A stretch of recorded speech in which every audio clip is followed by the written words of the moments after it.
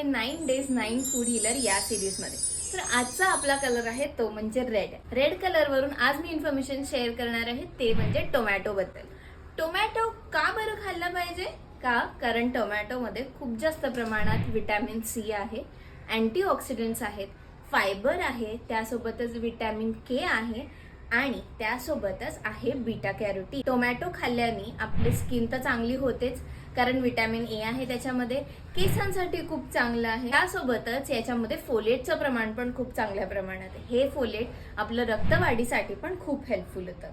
आता ह्याच्यात जे अँटीऑक्सिडंट्स आहेत त्यासोबतच बीटा कॅरोटीन आहे आणि एक लायकोपीन नावाचा सबस्टन्स असतो. हा काय करतो, आपल्या शरीरामध्ये जे फ्री रॅडिकल्स आहेत त्यांच्यासोबत फाईट करतो आणि आपल्याला ब्रेस्ट कॅन्सर पासून पण वाचवायला हेल्प करतो. असा हा फ्रूट जे म्हणजे टोमॅटो ते तुम्ही रोजच्या डाएटमध्ये नक्की इनकॉर्पोरेट करा. धन्यवाद.